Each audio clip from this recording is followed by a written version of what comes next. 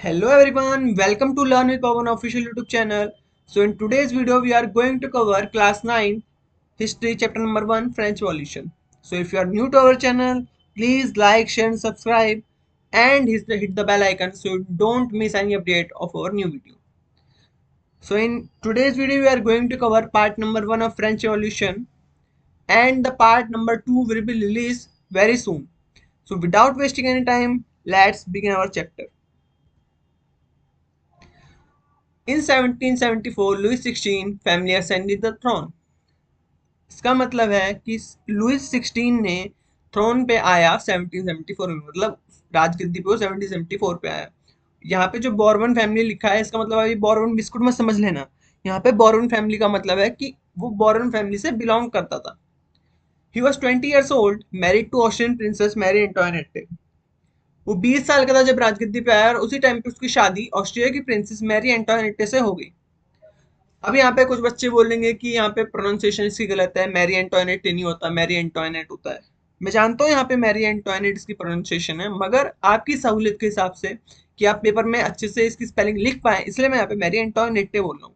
क्योंकि आपको वहाँ पेपर में एग्जाम में बैठ किसी को सुनाना नहीं है, अपने दोस्त को बताना नहीं है कि मैरी एंटोइनेट बोलते हैं, मैरी एंटोइनेट बोलते हैं। आपको वहाँ पे लिखना है, तो आपको स्पेलिंग याद होनी कंपलसरी है वहाँ पे।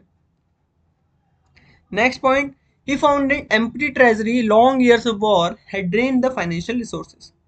इसका मतलब कि जब वो राजगद्दी पे आया तो जैसे ही उसने जो है सोचा कि अब मैं अपना जो है ट्रेजरी देखूंगा, अपना खजाना देखूंगा कितना पैसा मेरे पास पड़ा, तो जैसे ही उसने देखा वो एकदम से शॉक हो गया कि मेरे साथ क्या हो गया, मेरे तो खजाना पूरा खाली पड़ा हुआ है। क्यों? इसका रीजन ये था कि जो उसके एंसेस्टर थे उनने बहुत सारी लड़ाइयाँ लड़ी थी, वॉर लड़े थे, जिसकी वजह से फाइनेंशियल रिसोर्स होते वो एकदम ड्रेन हो चुके थे, खत्म हो चुके थे। तो ये देख के वो एकदम शॉक में चला गया।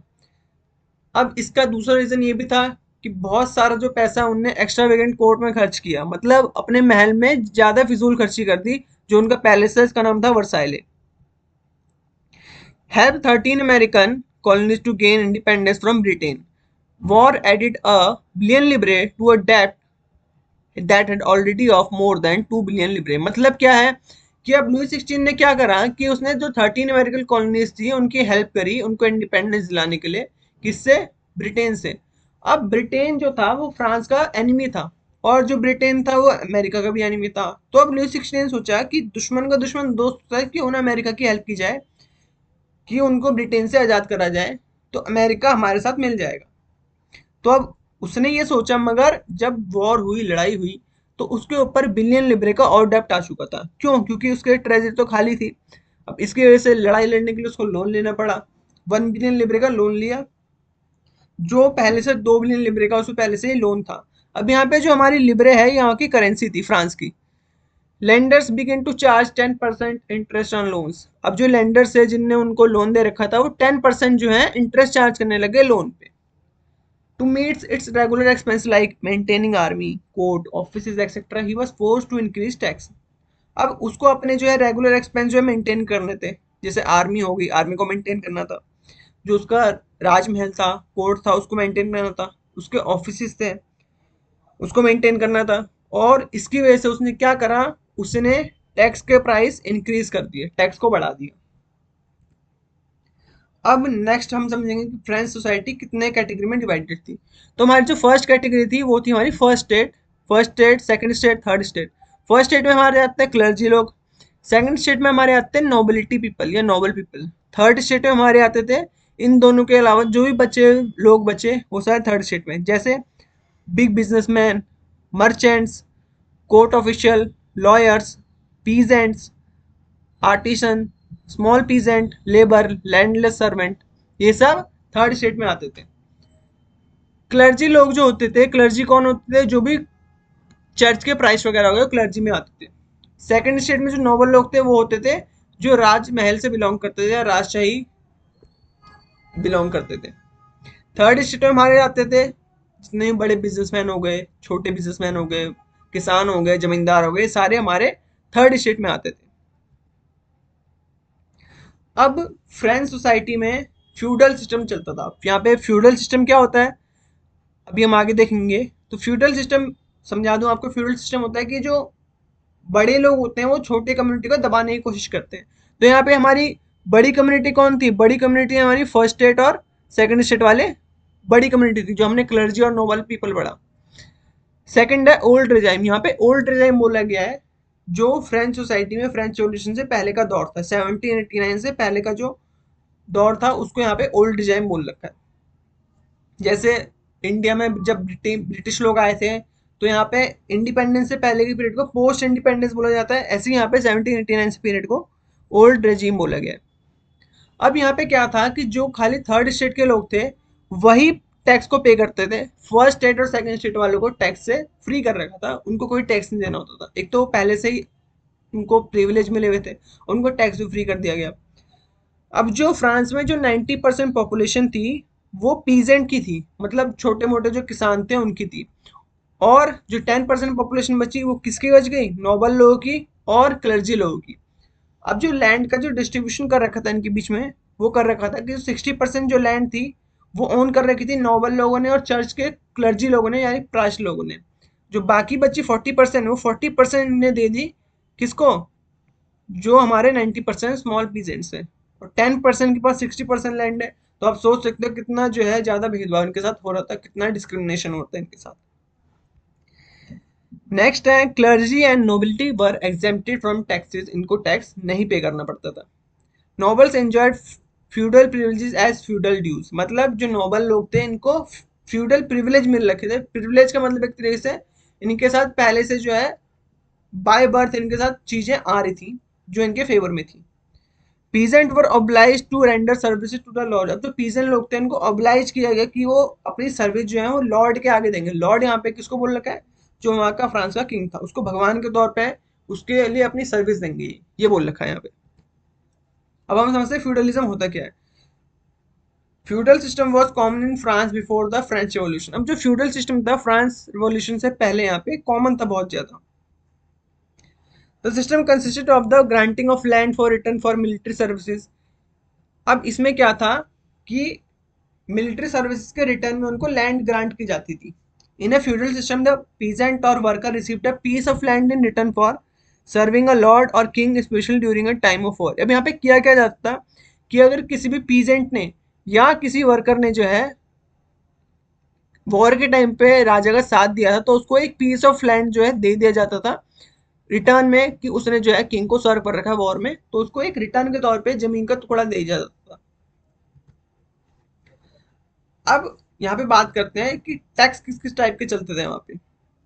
अब जो एक टैक्स है हमारा टेट, अब यहाँ पे इसका प्रोनाउंसिएशन टेट है मगर यहाँ पे आप इसको टाइट करके याद कर सकते हो कि आपको याद रहे। तो अब जो चर्च जो टैक्स लेता था वो था टेट यानी कि टाइट। ठीक है। अभी टाइट होता क्या था? ये टैक्स दिया जाता था चर्च के द्वारा, जिसमें जो भी किसान अपनी एग्रीकल्चर प्रोड्यूस कर रहा है उसका 1/10 पार्ट वो चर्च को दान कर देगा। इसका मतलब क्या है? जैसे अगर कोई किसान 100 क्विंटल जो है एग्रीकल्चर प्रोड्यूस कर रहा है तो उसका 1/10 हो गया, मतलब कितना हो गया 1/10 इसका? तो मतलब 10 क्विंटल ही दान कर देगा चर्च को और बाकी 90 क्विंटल रख देगा अपने पास। तो एक तो टाइथ टैक्स था उनका। दूसरा था टेल टैक्स। टेल टैक्स क्या था? ये डायरेक्टली स्टेट के पास जाता है, जैसे हम इंडिया में है जीएसटी जो टैक्स है वो डायरेक्टली स्टेट के पास जाता है। और तीसरा टैक्स था इनडायरेक्ट टैक्स। इनडायरेक्ट टैक्स मतलब जो कंजप्शन होता है, सॉल्ट हो गया, टोबैको हो गया, इन सब के ऊपर जो टैक्स लगता था। तो अब चलो टेल टैक्स मान सकते हैं स्टेट के पास जाता है, सरकार को चलाने के लिए चाहिए, मगर इनके अलावा इनको टाइथ भी देना पड़ता था, इनडायरेक्ट टैक्स भी देने पड़ते थे। तो इसकी वजह से इन पे थर्ड स्टेट पे क्या हो गया? बर्डन हो गया बहुत ज्यादा। ठीक है। अब फर्स्ट स्टेट और सेकंड स्टेट को टैक्स तो देना है नहीं, ये टैक्स खाली थर्ड स्टेट को देना है, तो इन पे बर्डन आ जाता है बहुत ज्यादा, ना ही इतना कमा पाते जो इतना टैक्स दे पाए। इसकी वजह से क्या हुआ? सब्सिस्टेंस क्राइसिस आ गया। ठीक है। मतलब जो बेसिक ऐसी सिचुएशन आ गई वहां पे जहाँ पे बेसिक मीन्स जो है लिवलीहुड का वो इन डेंजर हो गया, डेंजर में आ गया, खतरे में आ गया। तो अब सब्सिस्टेंस क्राइसिस हुआ कैसे? पहली बात तो वहां पे जो है प्राइसेस बढ़ा दी बहुत चीजों के, टैक्स बढ़ गए, टैक्स बढ़ गए तो लोग सामान नहीं खरीद पाते, सामान खरीद नहीं पाते तो इसकी वजह से भुखमरी फैलने लग गई थी वहां पे। अब सब्सिस्टेंस क्राइसिस बढ़ने के रीजन क्या थे? क्या रीजन था कि सब्सिस्टेंस क्राइसिस वहां पे प्रोड्यूस हुआ, वो जानते हैं अब हम। पहला रीजन तो हमारा जो था कि पॉपुलेशन जो थी वहां की वो बढ़ गई थी 23 मिलियन से 28 मिलियन तक, मतलब इतना जो है राइज देखने को मिला पॉपुलेशन में। 1750 में जो पॉपुलेशन थी वो 23 मिलियन थी, जो बढ़ के 28 मिलियन हो गई 1789 में। और दूसरा है rapid increase in demand for food grains, मतलब अब डिमांड भी बढ़ गई, पॉपुलेशन बढ़ेगी तो खाने की डिमांड भी बढ़ेगी ना, सीधे के साथ इसका रिलेशन है, डायरेक्ट रिलेशन है। तो जैसी पॉपुलेशन बढ़ी तो फूड ग्रेन की जो डिमांड है वो भी इंक्रीज होने लगी लगातार।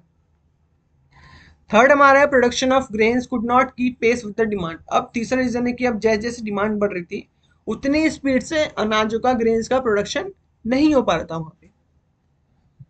तीसरा है so price of bread rose rapidly, मतलब जो ब्रेड के प्राइस थे, ब्रेड वहां पे जो है बेसिक मीन्स था फूड का, ब्रेड ही चलता था ज्यादातर वहां पे, तो ब्रेड के प्राइस जो वहां पे एकदम बहुत ही ज्यादा स्पीड में रैपिडली बढ़ गए।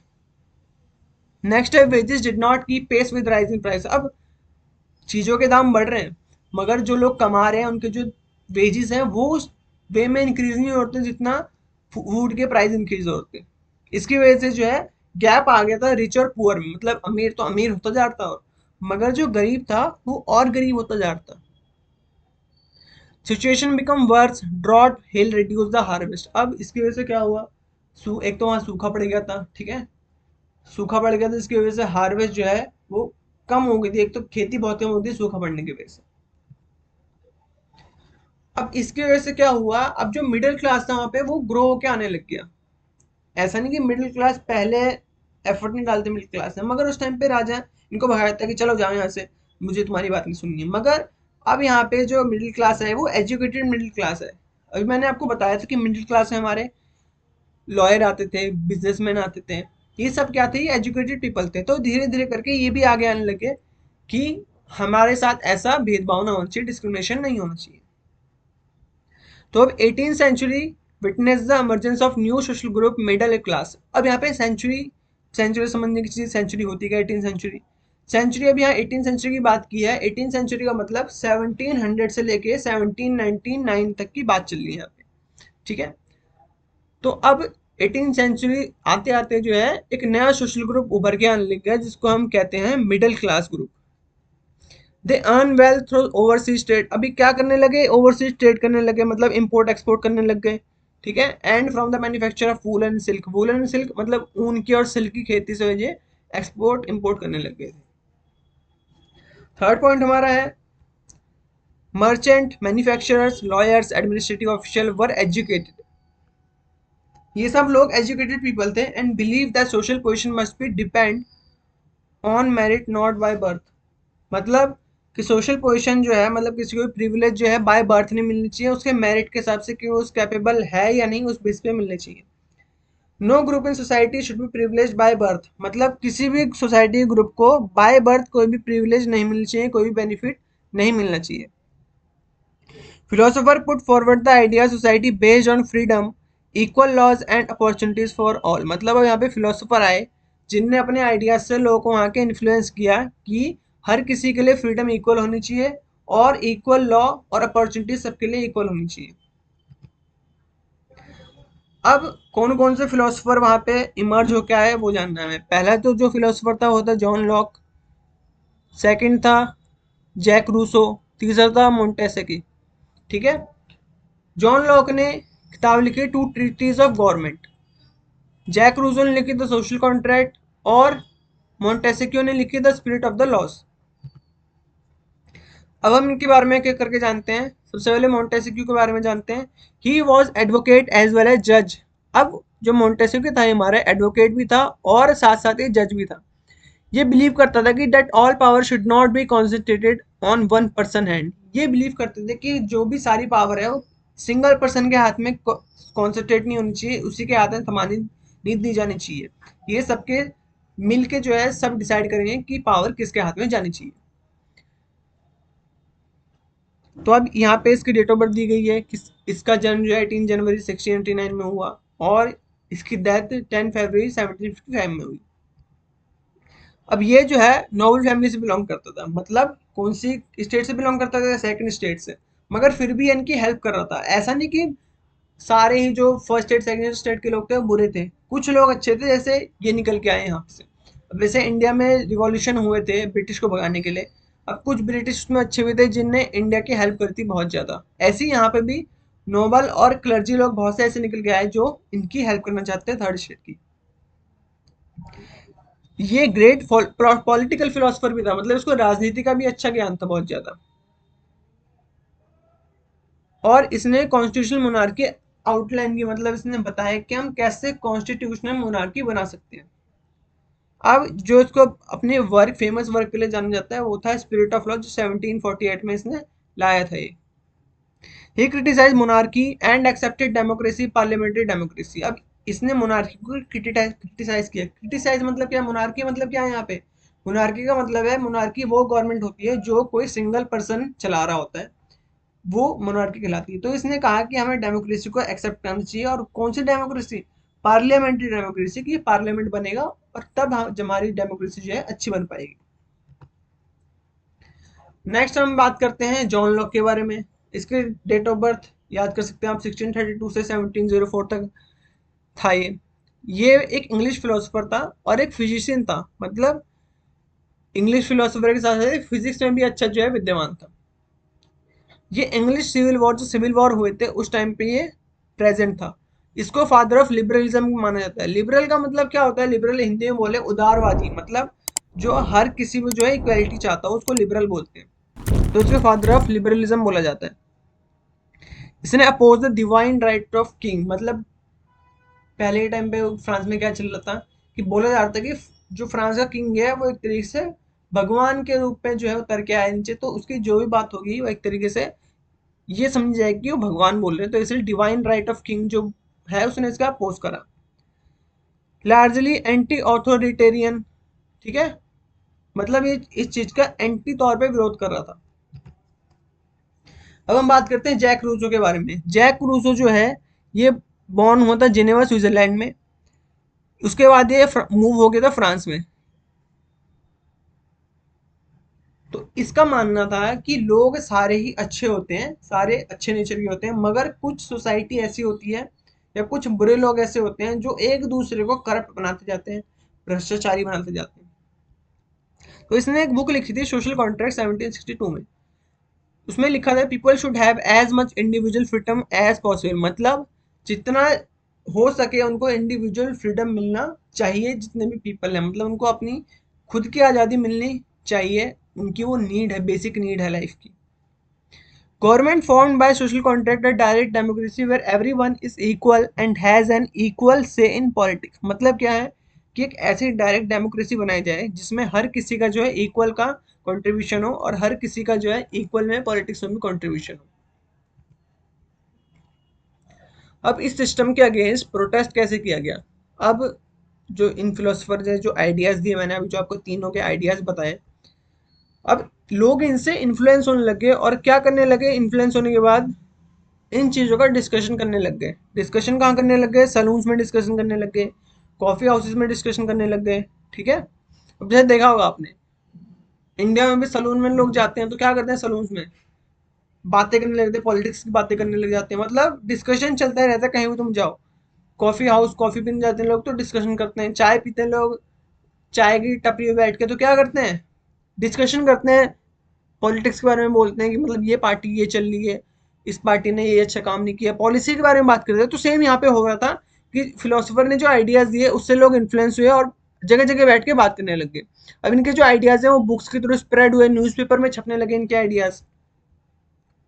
और अब जो पढ़ नहीं पाते या देख नहीं पाते उनके लिए क्या किया गया, उनको एक तरीके से जोर जोर से अनाउंसमेंट कराई गई, मतलब जगह जगह जाके अनाउंसमेंट कराई गई, पढ़ पढ़ के सुनाई गया लोगों को कि इन फिलोसोफर ने क्या क्या अपनी आइडियोलॉजी दी रखी है। अब लुई 16 ने जो टैक्स इम्पोज करा, बीच में ये अफवाह फैल गई कि लुई 16 क्या है, टैक्स को और बढ़ाने वाला है। इसकी वजह से क्या हुआ कि लोगों में और जो है गुस्सा भर गया, ठीक है। कहे तो केक ऑन द चेरी हो गया, मतलब आग में घी डालने का काम हो गया। इसके आइडियाज से लोग पहले से ही कन्विंस हो चुके थे, ठीक है, इन्फ्लुएंस हो चुके थे। ऊपर से ये बात किसी ने और फैला दी कि लुई 16 जो है टैक्स को इम्पोज करने वाला है, तो इसकी वजह से लोग और भड़क गए। अब रिवॉल्यूशन फैला कैसे, ठीक है। अब जो ओल्ड रेजाइम था हमारा, इसमें क्या था कि जो मोनार्क था उसके पास पावर नहीं थी कि वो टैक्स को इम्पोज कर सके, does not have the power to impose tax. He had to call a meeting. अब लुई 16 को क्या करना पड़ा, जब उसने देखा कि इतना जो है विद्रोह हो रहा है इसके खिलाफ, तो उसने एक स्टेट जनरल बुलाया। स्टेट जनरल समझो कि तीनों स्टेट की मीटिंग बुलाई, तीनों स्टेट के कुछ लोग आएंगे यहाँ पे और सबसे मिलके हम डिस्कशन करेंगे, बातचीत करेंगे। स्टेट जनरल होता क्या है, political body to which three state send their representative, मतलब तीनों स्टेट अपने कुछ रिप्रेजेंटेटिव भेजते थे। और आखिरी बार ये कब किया गया था, इससे पहले जब इनने बुलाया आखिरी बार किया गया था 1614 में। ठीक है। 5 मई 1789 को सारी असेंबली में तीनों स्टेट के लोगों को बुलाया गया स्टेट जनरल में। और ये सारे कहाँ पे इकट्ठा हुए थे, वर्साइले हॉल में, रेसिडेंट हॉल में वर्साइले में इकट्ठा हुए थे मीटिंग होस्ट करने के लिए। अब जो पहले और सेकंड स्टेट के जो लोग थे उनने 300 मेंबर फर्स्ट स्टेट ने और 300 मेंबर सेकंड स्टेट ने भिजवा रखे थे। मगर जो थर्ड स्टेट था उसने 600 मेंबर भिजवाए थे। और ये 600 मेंबर थे, ये कौन थे, ये एजुकेटेड पीपल थे। क्योंकि अब जो पुअर पीपल हैं या जो अनएजुकेटेड है उनको इतनी नॉलेज नहीं, तो उन्होंने कहा कि हम एजुकेटेड पीपल को आगे भेजेंगे। अब ये करते क्या था कि जो थर्ड स्टेट के लोग थे इनको उस हॉल में सबसे पीछे खड़ा किया जाता था। फर्स्ट स्टेट सेकंड स्टेट को बैठाया जाता और थर्ड स्टेट को पीछे खड़ा कर दिया जाता। अब जितने भी पीजेंट थे, आर्टिजन थे, वुमेन थे, इनको एंट्री देने से मनाही थी। ठीक है ना। अब यहाँ पे देख सकते हो, अब ये स्टेट जनरल दिखाया गया है, यहाँ पे राजा बैठा है, यहाँ पे फर्स्ट स्टेट के लोग हैं, यहाँ पे ये सेकंड स्टेट के लोग बैठे हैं, और ये जो यहाँ पे है ये सारे क्या हैं, थर्ड स्टेट के लोग पीछे खड़े हुए हैं। ठीक है। अब जब मीटिंग हुई तब लुई 16 ने क्या बोला, कि बोला उसने कि जो फर्स्ट स्टेट, मतलब हर स्टेट का एक वोट कास्ट किया जाएगा, मतलब पूरा जो स्टेट है, first state second state third state, इन सब का सिंगल वोट कास्ट किया जाएगा, ना कि सिंगल पर्सन का। तो अब इससे क्या हुआ, इससे थर्ड स्टेट वाले तो समझ गए कि हाँ हमारे साथ तो चीटिंग कर रहे हैं। क्यों, क्योंकि फर्स्ट स्टेट और सेकंड स्टेट वाले तो राजा के हाँ में हाँ मिलाएंगे कि उनको कोई टैक्स तो भरना नहीं था, तो इसलिए थर्ड स्टेट ने बोला नहीं, 3 वोट नहीं होंगे, सिंगल पर्सन सिंगल वोट होगा, कि मतलब एक पर्सन का क्या होगा, एक वोट होगा। ठीक है। मगर लुई 16 क्या था, सेम प्रैक्टिस को चालू करना चाहता कि सेम स्टेट का सिंगल वोट होगा। Third state demanded each member would have 1 vote. This was one of the democratic principle put forward by Rousseau the social contract. अब जो मैंने बताया, जैक रूसो जो था उसने अपने सोशल कॉन्ट्रैक्ट में यही लिखा था कि जो डेमोक्रेटिक प्रिंसिपल है कि सिंगल पर्सन का सिंगल वोट होना चाहिए। मगर किंग ने इस प्रपोजल को रिजेक्ट कर दिया, जिसकी वजह से जो थर्ड स्टेट वाले लोग थे गुस्सा होके वो बाहर चले गए वहां से, कि हम इस चीज को नहीं मानते। अब क्या हुआ, जब ये बाहर आ गए तो उनने क्या करा, अपने इनने एक मीटिंग बुलाई टेनिस कोर्ट में। ये टेनिस कोर्ट कहाँ पे था, ये टेनिस कोर्ट था वर्साइले का, एक इंडोर टेनिस कोर्ट था, वहां पे इनने अपनी मीटिंग बुलाई 28 जून को। 5 मई को इनने जो है वर्साइले में मीटिंग कर दी वहां के हॉल में, और इनने 28 जून को टेनिस कोर्ट में मीटिंग करी अपनी। ठीक है। अब इनने क्या करा, वहां पे अपने आप को डिक्लेयर कर दिया कि आज से हम एक नेशनल असेंबली, थर्ड स्टेट वाले सारे मिलकर खुद को अपन नेशनल असेंबली मानते हैं। तो अब इनने कहा कि हम जो है तब तक खत्म नहीं होंगे, तब तक डिस्पर्स नहीं होंगे, जब तक फ्रांस एक ड्राफ्टेड कॉन्स्टिट्यूशन नहीं बना देता और मोनार्क की पावर को खत्म नहीं करते हम। अब इनको कौन कौन से लीडर ने जो है लीड किया था, वो दोनों लीडर थे एबसिया और मीराबियो। ठीक है। ये मीराबियो जो थे सेकंड स्टेट से बिलोंग करते थे और एबसिया जो थे फर्स्ट स्टेट से बिलोंग करते थे। अभी मैंने बताया कि फर्स्ट स्टेट सेकंड स्टेट के लोग भी जो है थर्ड स्टेट वाले लोगों के साथ थे। जो एबीसी थे हमारी प्राइस थे, फर्स्ट स्टेट से बिलोंग करते थे। ठीक है। एक इन्फ्लुएंशियल पैम्फलेट लिखा था इनने कि what is the third state, third state को एक्सप्लेन करते हुए इनने एक पैम्फलेट लिखा था। अब जब वर्साइले में ये सब चल रहा था कि उनने अपनी नेशनल असेंबली बना ली, तो अब फ्रांस में उस टाइम क्या चल रहा था, अब हमें वो पढ़ना है। National assembly was busy in making constitution. जो नेशनल असेंबली थी थर्ड स्टेट के लोग थे वो अपना कॉन्स्टिट्यूशन बनाने में बिजी थे। अब फ्रांस में क्या हुआ कि बहुत ज्यादा खतरनाक ठंड पड़ गई वहां पे, जिसकी वजह से हार्वेस्ट जो है बुरी तरीके से तबाह हो गया, नष्ट हो गया, जिसकी वजह से ब्रेड के जो प्राइस थे फिर से बढ़ गए। जो बेकर्स थे, बेकर्स और की दुकानों पे बहुत ज्यादा भीड़ जमा हो गई। क्यों, क्योंकि अब अनाज कम पड़ने लग गया था। ठीक है। ब्रेड की कमी होने लगी, तो वहां पे बहुत ज्यादा भीड़ इकट्ठी हो गई, लाइनें लग गई सामान खरीदने के लिए। लोगों को जो है घंटों घंटों लाइनों में खड़ा रहना पड़ता था ब्रेड खरीदने के लिए। तो अब इसकी वजह से क्या हुआ, वहाँ के लोगों में गुस्सा हो गया कि इतनी लंबी लाइनें लग रही हैं, ये तो हमारे साथ और जो है लुई 16 और ज्यादती कर रहा है। ठीक है, तो इसकी वजह से क्या हुआ, जो वहाँ की वुमेन थी उनने जो है स्टॉर्म करते, मतलब वहाँ पे अंदर दुकान में घुस गई, तोड़फोड़ मचा दी। ठीक है, अब इसके बाद रूमर ये फैला दिए कि जो लुई 16 है वो अपनी आर्मी भेजने वाला है थर्ड स्टेट के लोगों की फसलें खराब करने के लिए, बर्बाद करने के लिए। उसने गुंडे बुला रखे हैं लुई 16 ने। ठीक है, तो इसकी वजह से क्या हुआ,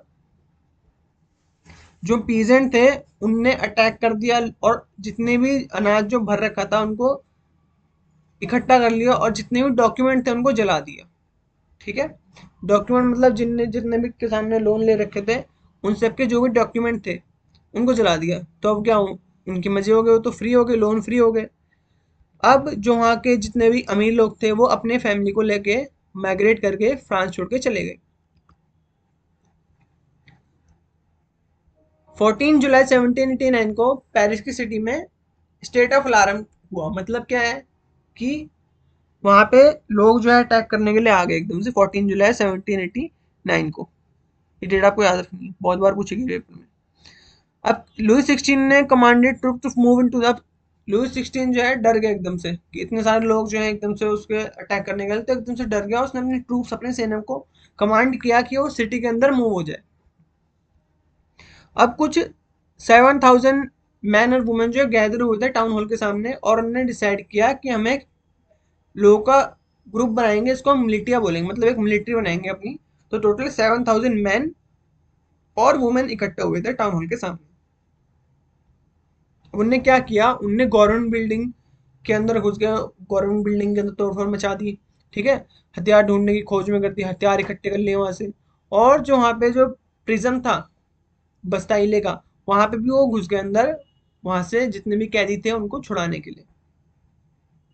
अब वहां पे जो प्रिजन का जो कमांडर था उसको उनने मार दिया जान से, और जितने भी प्रिजन थे उन्होंने सोचा कि प्रिजन को हम छुड़ाएंगे वहां से और प्रिजन भी हमारे साथ जो है इस मिशन में शामिल हो जाएंगे। मगर वहां गए तो उन्होंने क्या देखा कि वहां पे खाली 7 प्रिजनर थे। वो सोच के तो बहुत सारे प्रिजनर्स का करते, मगर वहां पे उनको खाली 7 प्रिजनर मिले। The Bastille was hated by because it stood for the despotic power of the king. अब जो बस्ताइले जो प्रिजन था, इस यहाँ से हर किसी को नफरत थी। क्यों? क्योंकि ये ऐसी जगह थी जो किंग की पावर के लिए सबसे ज्यादा रिस्पॉन्सिबल थी। तो इनने हर चीज को डिमोलिश कर दिया, चीज को तबाह कर दिया, नष्ट कर दिया, जितनी भी चीजें मार्केट में बेची जा रही थी। तो यहाँ पे देख सकते हैं ये बस्ताइले जो है प्रिजन दिखा रखा है, यहाँ पे लोगों ने किस तरीके से जो यहाँ पे ब्रोक डाउन हुए, गवर्नमेंट बिल्डिंग को तोड़ दिया, जो भी कैदी थे उनको स्केप करा दिया वहां से। अब जब इतना सब कुछ हो गया तो लुई 16 ने क्या करा कि उसने फाइनली मान लिया कि चलो मैं आपकी बात मानता हूँ। उसने हाथ जोड़े कि आप नेशनल असेंबली आप हो आज से। नेशनल असेंबली थर्ड स्टेट वाले तो पहले से खुद को मान चुके थे, मगर लुई 16 ने फाइनली एक्सेप्ट कर लिया डॉक्यूमेंट के तौर पे कि आज से आप नेशनल असेंबली हो। तो लुई 16 ने एक्सेप्ट कर लिया कि his powers would be checked by constitution, मतलब कि उसकी जो पावर रहेगी वो किसके थ्रू आएगी, वो कॉन्स्टिट्यूशन के थ्रू रहेगी। उसके बाद जो भी पावर रहेगी उसकी। 4 अगस्त 1789 the assembly passed a decree abolishing a feudal system and tax. अब एक डिक्री, डिक्री यहाँ पे ये डिग्री नहीं लिखा है, डिक्री, डिग्री का मतलब है कि एक डॉक्यूमेंट, लीगल डॉक्यूमेंट पास कर दिया गया जिसमें बोला गया कि जो फ्यूडल सिस्टम है उसको अबॉलिश किया जाएगा और जो टैक्स बढ़ा दिया उनको भी अबॉलिश किया जाएगा, खत्म कर दिया जाएगा उन चीजों को। तो टाइथ टैक्स था, टाइथ टैक्स मैंने बताया कौन देता था, टाइथ टैक्स ये जो चर्च के द्वारा लिया जाता था 1/10 एग्रीकल्चर जो चर्च को दान दी जाती थी उसको अबॉलिश किया गया। और जितनी भी जो लैंड थी चर्च की, जो एक्स्ट्रा लैंड उनने अपने अंदर ओन कर रखी थी वो भी ले ली गई उनसे। ठीक है, तो अब इन चीजों से मिलकर जो पैसा आया वो कम से कम 2 बिलियन लिब्रे का था। अब ये देख के जो सारे के सारे हैरान हो गए कि हमने इतना सारे जो है लोगों से लूट रखा था। राजा खुद हैरान हो गया कि 2 बिलियन लिब्रे का हमने लोगों से लूट रखा था टैक्स के तौर पे।